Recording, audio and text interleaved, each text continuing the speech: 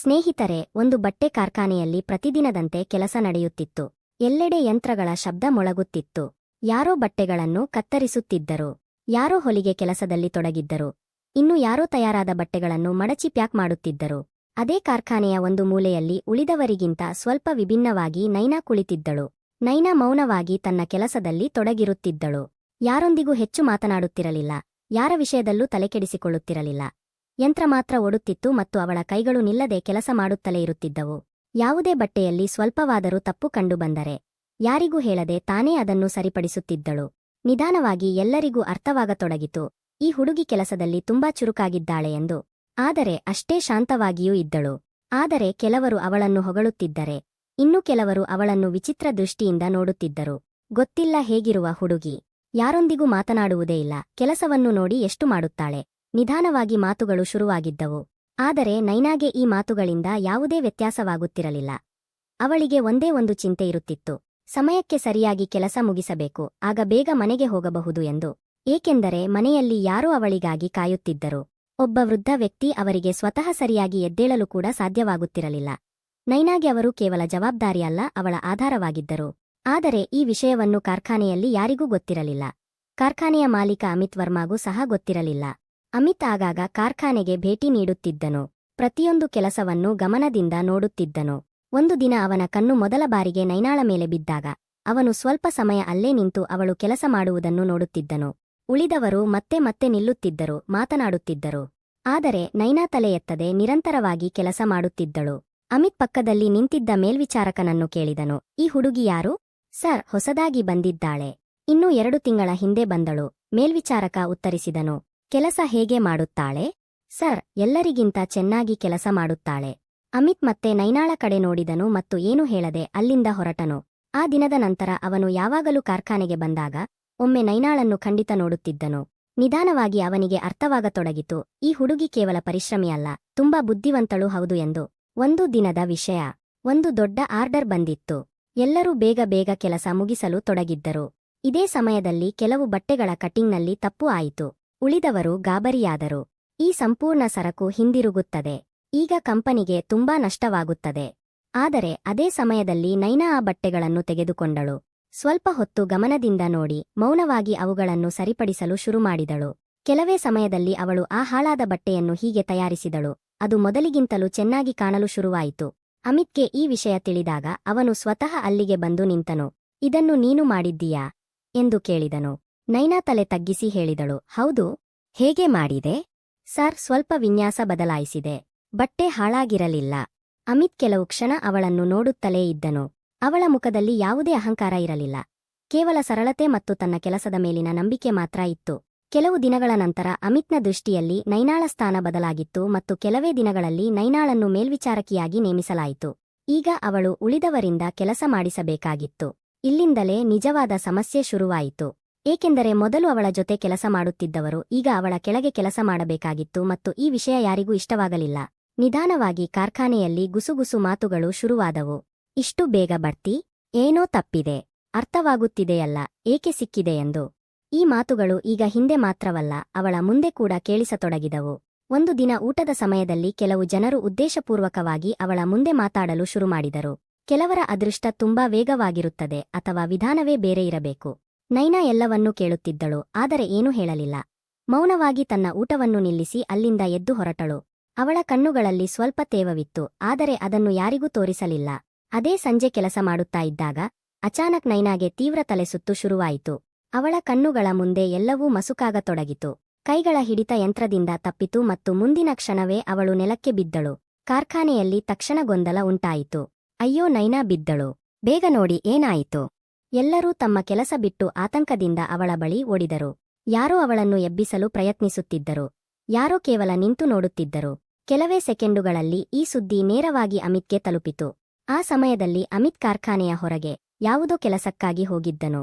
ಆದರೆ ವಿಷಯ ತಿಳಿದ ತಕ್ಷಣ ಒಂದು ಕ್ಷಣವೂ ವಿಳಂಬ ಮಾಡದೆ ವೇಗವಾಗಿ ಕಾರ್ಖಾನೆಯೊಳಗೆ ಬಂದನು.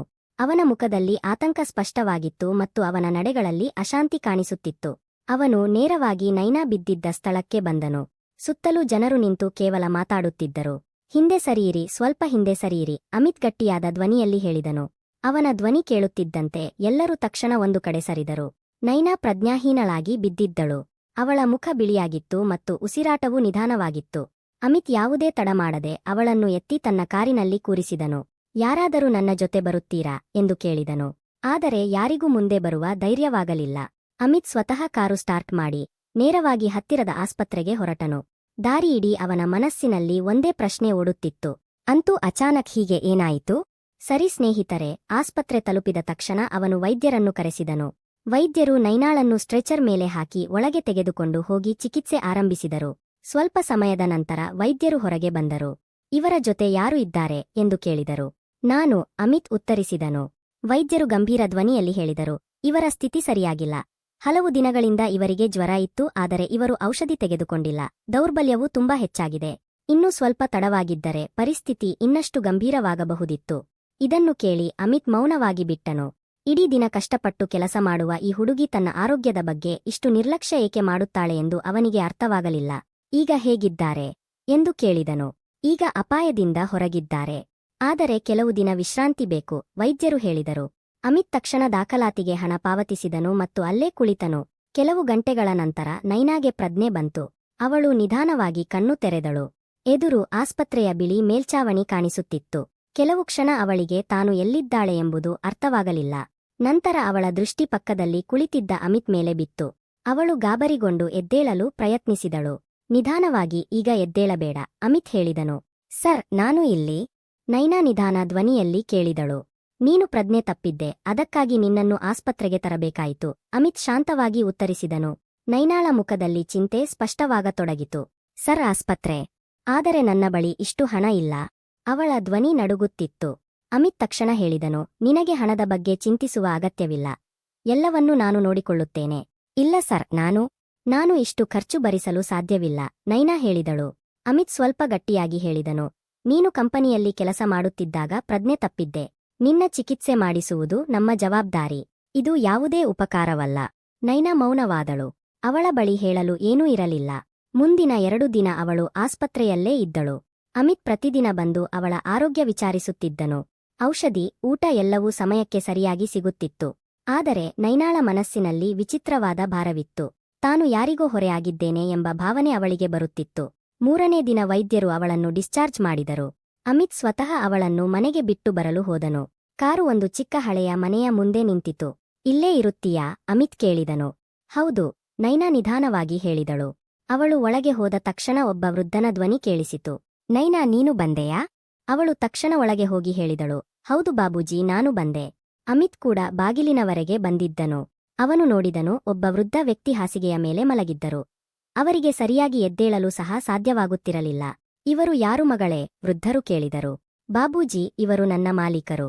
ಇವರೇ ನನ್ನನ್ನು ಆಸ್ಪತ್ರೆಗೆ ಕರೆದುಕೊಂಡು ಹೋದರು, ನೈನಾ ಹೇಳಿದಳು. ವೃದ್ಧರ ಕಣ್ಣುಗಳಲ್ಲಿ ಕಣ್ಣೀರು ತುಂಬಿತು. ಮಗನೇ, ನೀನು ತುಂಬಾ ದೊಡ್ಡ ಉಪಕಾರ ಮಾಡಿದ್ದೀಯಾ, ಅವರು ನಡುಗುವ ಧ್ವನಿಯಲ್ಲಿ ಹೇಳಿದರು. ಅಮಿತ್ ತಕ್ಷಣ ಹೇಳಿದ, ಹೀಗೆ ಹೇಳಬೇಡಿ. ಇದು ನನ್ನ ಕರ್ತವ್ಯವಾಗಿತ್ತು. ಅದೇ ಸಮಯದಲ್ಲಿ ಅವನ ಕಣ್ಣು ಮನೆಯ ಪರಿಸ್ಥಿತಿಯ ಮೇಲೆ ಬಿತ್ತು. ಮನೆ ತುಂಬಾ ಸರಳವಾಗಿತ್ತು. ಗೋಡೆಗಳು ಹಳೆಯವು, ಸಾಮಾನು ಕಡಿಮೆ ಮತ್ತು ಎಲ್ಲವನ್ನೂ ನೋಡಿದರೆ ಇಲ್ಲಿ ಹಣದ ತುಂಬಾ ಕೊರತೆ ಇದೆ ಎಂಬುದು ಸ್ಪಷ್ಟವಾಗುತ್ತಿತ್ತು. ಅಮಿತ್ ಎಲ್ಲವನ್ನೂ ಅರ್ಥ ಮಾಡಿಕೊಂಡ. ಈಗ ನೈನಾ ತನ್ನ ಔಷಧಿ ಏಕೆ ತೆಗೆದುಕೊಳ್ಳಲಿಲ್ಲ ಎಂಬುದು ಅವನಿಗೆ ಅರ್ಥವಾಗತೊಡಗಿತು. ಅವಳು ತನ್ನಗಾಗಿ ಅಲ್ಲ, ತನ್ನ ಮನೆ ಮತ್ತು ತನ್ನ ಮಾವನಿಗಾಗಿ ಬದುಕುತ್ತಿದ್ದಳು. ಸರಿ ಸ್ನೇಹಿತರೆ, ಸ್ವಲ್ಪ ಸಮಯ ಮಾತನಾಡಿದ ನಂತರ ಅಮಿತ್ ಅಲ್ಲಿಂದ ಹೊರಟನು. ಆದರೆ ಹೋಗುವಾಗ ಅವನ ಮನಸ್ಸಿನಲ್ಲಿ ತುಂಬಾ ವಿಚಾರಗಳು ಓಡಾಡುತ್ತಿದ್ದವು. ಆದರೆ ಸ್ನೇಹಿತರೆ, ಮುಂದಿನ ದಿನ ಎಲ್ಲರೂ ನೈನಾ ಈಗ ವಿಶ್ರಾಂತಿ ಮಾಡುತ್ತಾಳೆ ಎಂದುಕೊಂಡಿದ್ದರು. ಆದರೆ ಬೆಳಗ್ಗೆಯೇ ಅವಳು ಫ್ಯಾಕ್ಟರಿಗೆ ತಲುಪಿದಳು. ಅವಳನ್ನು ನೋಡಿ ಎಲ್ಲರೂ ಆಶ್ಚರ್ಯಪಟ್ಟರು. ಅಯ್ಯೋ, ಇದು ಮತ್ತೆ ಬಂದಿದ್ದಾಳೆ. ಈಗಷ್ಟೇ ಆಸ್ಪತ್ರೆಯಿಂದ ಬಂದಿದ್ದಾಳಲ್ಲ. ನೈನಾ ಮೌನವಾಗಿ ತನ್ನ ಜಾಗಕ್ಕೆ ಹೋಗಿ ಕುಳಿತು ಕೆಲಸ ಪ್ರಾರಂಭಿಸಿದಳು. ಅಮಿತ್ ಫ್ಯಾಕ್ಟರಿಗೆ ಬಂದಾಗ ನೈನಾಳನ್ನು ನೋಡಿ ಅವನು ಆಶ್ಚರ್ಯಗೊಂಡನು. ನೀನು ಇಲ್ಲಿ ಏನು ಮಾಡುತ್ತಿದ್ದೀಯಾ ಎಂದು ಅವನು ಕೇಳಿದ. ಸರ್, ಕೆಲಸ ಮಾಡಲು ಬಂದಿದ್ದೇನೆ ಎಂದು ನೈನಾ ಹೇಳಿದಳು. ಆದರೆ ನಿನಗೆ ವಿಶ್ರಾಂತಿ ಮಾಡಲು ಹೇಳಲಾಗಿತ್ತು ಎಂದು ಅಮಿತ್ ಹೇಳಿದ. ನೈನಾ ನಿಧಾನವಾಗಿ ಉತ್ತರಿಸಿದಳು, ಸರ್, ನಾನು ಕೆಲಸ ಮಾಡದಿದ್ದರೆ ಮನೆ ಹೇಗೆ ನಡೆಯುತ್ತದೆ? ಅಮಿತ್ ಕೆಲವು ಕ್ಷಣ ಮೌನವಾಗಿ ಬಿಟ್ಟ. ಅವನ ಬಳಿ ಯಾವುದೇ ಉತ್ತರ ಇರಲಿಲ್ಲ. ಆ ದಿನ ಮೊದಲ ಬಾರಿಗೆ ಅವನಿಗೆ ತಿಳಿಯಿತು, ನೈನಾ ಕೇವಲ ಪರಿಶ್ರಮಿಯಲ್ಲ, ಅವಳು ಪರಿಸ್ಥಿತಿಯಿಂದ ಬಲವಂತಗೊಂಡವಳು ಆಗಿದ್ದಾಳೆ. ಆ ದಿನದ ನಂತರ ಅಮಿತ್ನ ದೃಷ್ಟಿಕೋನ ಸಂಪೂರ್ಣವಾಗಿ ಬದಲಾಗಿತು. ಅವನು ಈಗ ಅವಳನ್ನು ಕೇವಲ ಉದ್ಯೋಗಿಯಾಗಿ ನೋಡುತ್ತಿರಲಿಲ್ಲ. ಅವಳ ಜವಾಬ್ದಾರಿಗಳು ಮತ್ತು ಪರಿಸ್ಥಿತಿಯನ್ನು ಅರ್ಥಮಾಡಿಕೊಳ್ಳಲು ಆರಂಭಿಸಿದನು. ನಿಧಾನವಾಗಿ ಅವನು ಊಟದ ಸಮಯದಲ್ಲಿ ಅವಳ ಬಳಿ ಕುಳಿತುಕೊಳ್ಳಲು ಆರಂಭಿಸಿದನು. ಮೊದಲಿಗೆ ನೈನಾಗೆ ಸ್ವಲ್ಪ ವಿಚಿತ್ರವಾಗಿ ಅನಿಸಿತು, ಆದರೆ ನಂತರ ಅವಳು ಸಹಜಳಾದಳು. ಒಂದು ದಿನ ಮಾತಿನ ನಡುವೆ ಅಮಿತ್ ಕೇಳಿದ, ನೀನು ಮನೆಯ ಎಲ್ಲಾ ಕೆಲಸವನ್ನು ಒಬ್ಬಳೇ ನೋಡಿಕೊಳ್ಳುತ್ತೀಯಾ? ನೈನಾ ಸಣ್ಣ ನಗೆಯೊಂದಿಗೆ ಹೇಳಿದಳು, ಹೌದು, ಈಗ ಅಭ್ಯಾಸವಾಗಿದೆ. ಬೇರೆ ಯಾರೂ ಇಲ್ಲ. ಅಮಿತ್ ಕೇಳಿದ. ಕೆಲವು ಕ್ಷಣ ನೈನಾ ಮೌನವಾಗಿದ್ದಳು. ನಂತರ ನಿಧಾನ ಧ್ವನಿಯಲ್ಲಿ ಹೇಳಿದಳು, ಗಂಡ ಇದ್ದರು, ಆದರೆ ಈಗ ಇಲ್ಲ. ಅಮಿತ್ ಮುಂದೆ ಏನೂ ಕೇಳಲಿಲ್ಲ. ಆದರೆ ಈಗ ಅವನ ಮನಸ್ಸಿನಲ್ಲಿ ನೈನಾಳ ಬಗ್ಗೆ ಕೇವಲ ಗೌರವವಲ್ಲ, ಬೇರೆ ಒಂದು ಭಾವನೆ ಹುಟ್ಟತೊಡಗಿತ್ತು. ಅದು ಏನು ಎಂಬುದು ಅವನಿಗೂ ಅರ್ಥವಾಗುತ್ತಿರಲಿಲ್ಲ. ಈ ವಿಚಾರಗಳು ನಿಧಾನವಾಗಿ ಫ್ಯಾಕ್ಟರಿಯ ಉಳಿದವರ ಕಣ್ಣಿಗೂ ಬೀಳತೊಡಗಿದವು. ಇಲ್ಲಿಂದಲೇ ನಿಜವಾದ ತಪ್ಪು ಕಲ್ಪನೆಗಳು ಆರಂಭವಾದವು. ಈಗ ಎಲ್ಲರ ದೃಷ್ಟಿಯೂ ಬದಲಾಗಿತ್ತು. ಮೊದಲು ಜನರು ನೈನಾಳನ್ನು ಪರಿಶ್ರಮಿ ಹುಡುಗಿ ಎಂದುಕೊಂಡಿದ್ದರು. ಈಗ ಅದೇ ಜನರು ಅವಳ ಮತ್ತು ಅಮಿತ್ ನಡುವೆ ಬೇರೆ ಏನೋ ಇದೆ ಎಂದು ನೋಡತೊಡಗಿದರು. ಫ್ಯಾಕ್ಟರಿಯಲ್ಲಿ ಗುಸುಗುಸು ಹೆಚ್ಚಾಗತೊಡಗಿತು ಮತ್ತು ಅದು ನಿಧಾನವಾಗಿ ಟೀಕೆಗಳಾಗಿ ಬದಲಾಗತೊಡಗಿತು. ಈಗ ಅರ್ಥವಾಯಿತು, ಇಷ್ಟು ಬೇಗ ಪ್ರಮೋಷನ್ ಹೇಗೆ ಸಿಕ್ಕಿತು. ತುಂಬಾ ಸರಳಂತೆ ಕಾಣುತ್ತಾಳೆ, ಆದರೆ ಒಳಗಿನ ವಿಷಯ ಬೇರೆ ಇದೆ. ಮಾಲೀಕರು ಪ್ರತಿದಿನ ಅವಳ ಬಳಿಗೆ ಏಕೆ ಬರುತ್ತಾರೆ? ಇಂತಹ ಮಾತುಗಳು ಈಗ ಅಡಗಿಕೊಂಡು ಅಲ್ಲ, ಬಹಿರಂಗವಾಗಿಯೇ ನಡೆಯತೊಡಗಿದವು. ನೈನಾ ಹತ್ತಿರದಿಂದ ಹೋದಾಗ ಜನರು ನಿಧಾನವಾಗಿ ನಗುತ್ತಿದ್ದರು ಅಥವಾ ಸೂಚನೆ ಮಾಡುತ್ತಿದ್ದರು. ಇದನ್ನೆಲ್ಲ ನೋಡಿ ಅವಳ ಹೃದಯಕ್ಕೆ ನೋವಾಗುತ್ತಿತ್ತು, ಆದರೆ ಅವಳು ಯಾರಿಗೂ ಉತ್ತರ ನೀಡಲಿಲ್ಲ. ಅವಳು ಏನೂ ಕೇಳದಂತೆ ತನ್ನ ಕೆಲಸದಲ್ಲಿ ತೊಡಗಿಕೊಂಡಿರುತ್ತಿದ್ದಳು. ಆದರೆ ಮನುಷ್ಯ ಎಷ್ಟು ಬಲಶಾಲಿಯಾದರೂ ಪ್ರತಿಯೊಂದು ಮಾತನ್ನು ಯಾವಾಗಲೂ ನಿರ್ಲಕ್ಷಿಸಲು ಸಾಧ್ಯವಿಲ್ಲ. ಒಂದು ದಿನ ಕೆಲಸ ಮಾಡುತ್ತಾ ಅವಳ ಕಣ್ಣಲ್ಲಿ ಕಣ್ಣೀರು ತುಂಬಿತು. ಯಾರು ನೋಡಬಾರದೆಂದು ಅವಳು ತಕ್ಷಣ ತಲೆ ತಗ್ಗಿಸಿದಳು. ಆದರೆ ಒಳಗೊಳಗೆ ಅವಳು ಮುರಿಯತೊಡಗಿದ್ದಳು. ಅದೇ ದಿನ ಊಟದ ಸಮಯದಲ್ಲಿ ಅಮಿತ್ ಎಂದಿನಂತೆ ಅವಳ ಬಳಿ ಬಂದು ಕುಳಿತನು. ನೈನಾ ಇಂದು ಹೆಚ್ಚು ಮೌನವಾಗಿರುವುದನ್ನು ಅವನು ಗಮನಿಸಿದನು. ಏನಾಯಿತು ಎಂದು ಅಮಿತ್ ಕೇಳಿದ. ಏನೂ ಇಲ್ಲ ಸರ್ ಎಂದು ನೈನಾ ಕಣ್ಣು ಕೆಳಗೆ ಹಾಕಿ ಹೇಳಿದಳು. ನನ್ನಿಂದ ಮರೆಮಾಡುವ ಅಗತ್ಯವಿಲ್ಲ ಎಂದು ಅಮಿತ್ ಶಾಂತ ಧ್ವನಿಯಲ್ಲಿ ಹೇಳಿದ. ನೈನಾ ಕೆಲವು ಕ್ಷಣ ಮೌನವಾಗಿದ್ದಳು. ನಂತರ ನಿಧಾನವಾಗಿ ಹೇಳಿದಳು, ಜನರು ತುಂಬಾ ಮಾತಾಡುತ್ತಾರೆ. ಅಮಿತ್ ಅವಳು ಏನು ಹೇಳಲು ಬಯಸುತ್ತಿದ್ದಾಳೆ ಎಂಬುದನ್ನು ಅರ್ಥಮಾಡಿಕೊಂಡ. ಜನರ ಕೆಲಸವೇ ಮಾತನಾಡುವುದು. ನೀನು ನಿನ್ನ ಕೆಲಸ ಮಾಡು ಎಂದು ಅವನು ಹೇಳಿದ. ನೈನಾ ಅವನ ಕಡೆ ನೋಡಿದಳು. ಆದರೆ ಈ ಬಾರಿ ಅವಳ ಕಣ್ಣಿನಲ್ಲಿ ನೋವು ಸ್ಪಷ್ಟವಾಗಿತ್ತು. ಸರ್, ಇದು ಕೇವಲ ಕೆಲಸದ ವಿಷಯವಲ್ಲ, ಇದು ನನ್ನ ಗೌರವದ ವಿಷಯ ಎಂದು ಅವಳು ನಿಧಾನವಾಗಿ ಹೇಳಿದಳು. ಅಮಿತ್ ಮೊದಲ ಬಾರಿಗೆ ಮೌನವಾಗಿ ಬಿಟ್ಟ. ಇದು ಕೇವಲ ವದಂತಿಯಲ್ಲ, ನೈನಾಳ ಆತ್ಮಗೌರವಕ್ಕೆ ನೋವುಂಟು ಮಾಡುತ್ತಿದೆ ಎಂಬುದು ಅವನಿಗೆ ತಿಳಿಯಿತು. ಆ ದಿನದ ನಂತರ ಅವನು ಸ್ವಲ್ಪ ದೂರ ಉಳಿಯಲು ಪ್ರಯತ್ನಿಸಿದನು, ಹಾಗಾದರೆ ಮಾತುಗಳು ಕಡಿಮೆಯಾಗಬಹುದು ಎಂದು. ಆದರೆ ಅವನು ಎಷ್ಟು ದೂರ ಉಳಿದನೋ ಅಷ್ಟು ಮಾತುಗಳು ಹೆಚ್ಚಾದವು. ನೋಡಿ, ಈಗ ದೂರ ದೂರ ಇರುತ್ತಿದ್ದಾರೆ. ಏನೋ ವಿಷಯ ಇದೆ, ಅದಕ್ಕೆ ಮುಚ್ಚಿಡುತ್ತಿದ್ದಾರೆ ಎಂದು ಜನರು ಹೇಳತೊಡಗಿದರು. ಪರಿಸ್ಥಿತಿ ಇನ್ನಷ್ಟು ಕೆಟ್ಟದಾಗತೊಡಗಿತು. ಇದರ ಮಧ್ಯೆ ಒಂದು ದಿನ ಫ್ಯಾಕ್ಟರಿಯಲ್ಲಿ ಕೆಲಸ ಮಾಡುವ ಸರೋಜ್ ಎಂಬ ಮಹಿಳೆ ನೇರವಾಗಿ ಅಮಿತ್ ಬಳಿ ಬಂದಳು. ಸರ್, ಬೇಸರವಾಗದಿದ್ದರೆ ಒಂದು ಮಾತು ಹೇಳಬಹುದಾ ಎಂದು ಅವಳು ಕೇಳಿದಳು. ಹೇಳಿ ಎಂದು ಅಮಿತ್ ಉತ್ತರಿಸಿದ. ಸರ್, ಜನರು ಮಾತನಾಡುತ್ತಿರುವ ಈ ಮಾತುಗಳು ನಿಲ್ಲುವುದಿಲ್ಲ. ಇದರಲ್ಲಿ ಹೆಚ್ಚು ಕೆಟ್ಟ ಹೆಸರು ಆ ಹುಡುಗಿಗೆ ಬರುತ್ತಿದೆ ಎಂದು ಸರೋಜ್ ಗಂಭೀರವಾಗಿ ಹೇಳಿದಳು. ಅಮಿತ್ ಮೌನವಾಗಿ ಕೇಳುತ್ತಿದ್ದ. ನೀವು ನಿಜವಾಗಿಯೂ ಅವಳ ಗೌರವವನ್ನು ಕಾಪಾಡಲು ಬಯಸಿದರೆ ಅವಳನ್ನು ಹೀಗೆ ಒಬ್ಬಳೇ ಬಿಡಬೇಡಿ ಎಂದು ಸರೋಜ್ ಮುಂದುವರಿಸಿದಳು. ಹಾಗಾದರೆ ನಾನು ಏನು ಮಾಡಬೇಕು ಎಂದು ಅಮಿತ್ ಕೇಳಿದ. ಸರೋಜ್ ಕೆಲವು ಕ್ಷಣ ಮೌನವಾಗಿದ್ದಳು. ನಂತರ ಹೇಳಿದಳು, ನಿಮ್ಮ ಮನಸ್ಸಿನಲ್ಲಿ ಅವಳಿಗಾಗಿ ಏನಾದರೂ ಇದ್ದರೆ ಅವಳನ್ನು ಮದುವೆಯಾಗಿರಿ.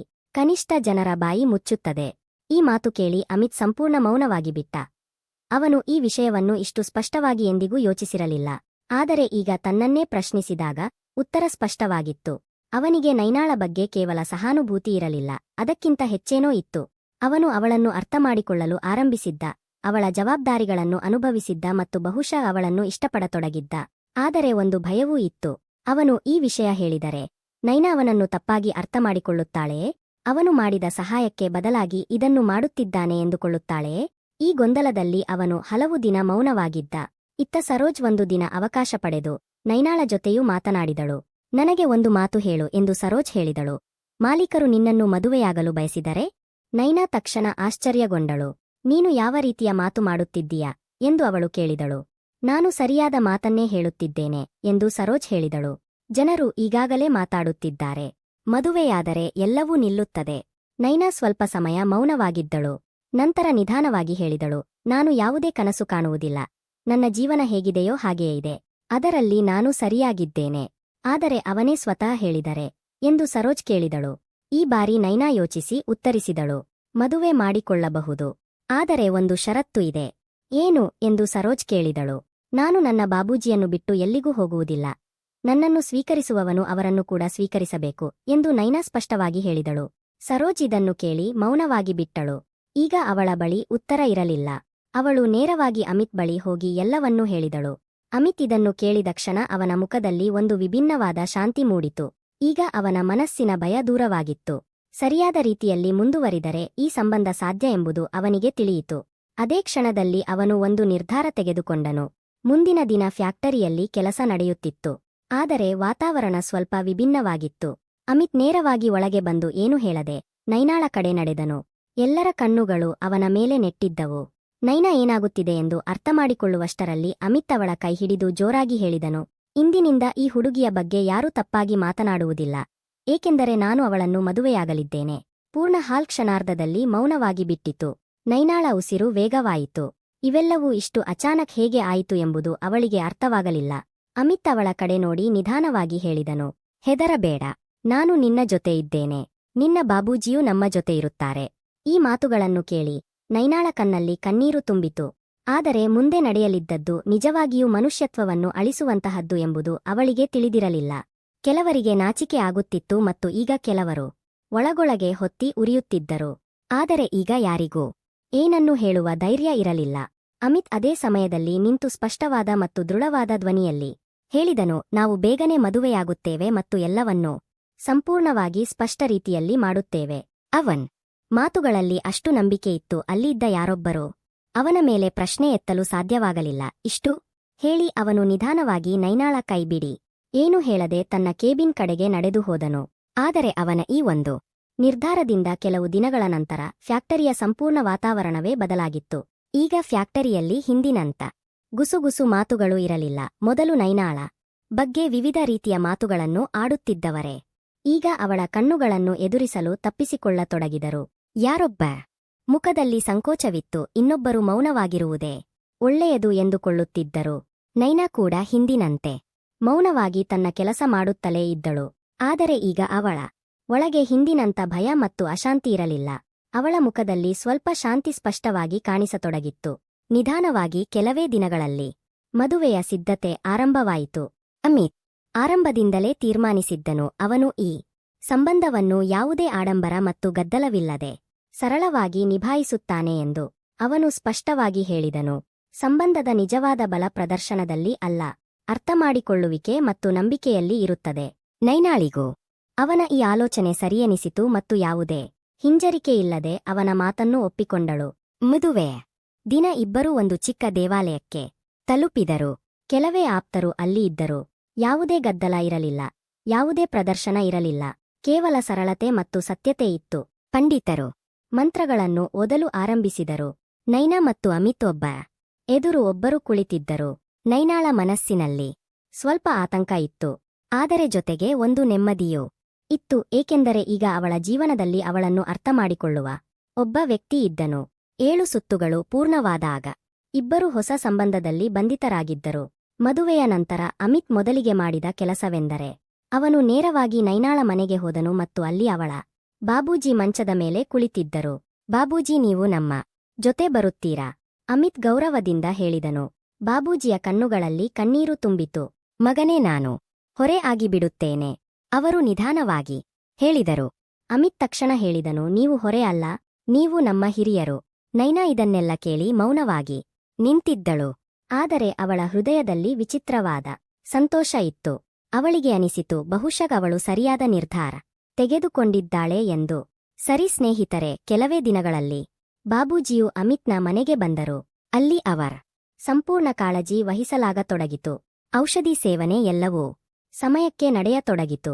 ಈಗ ನೈನಾಳಿಗೆ ತನ್ನ ಮನೆಯ ಚಿಂತೆ ಇರಲಿಲ್ಲ. ಮತ್ತೊಂದೆಡೆ ಫ್ಯಾಕ್ಟರಿಯ ಜವಾಬ್ದಾರಿಯನ್ನು ನಿಧಾನವಾಗಿ ನೈನಾ ನಿಭಾಯಿಸತೊಡಗಿದಳು.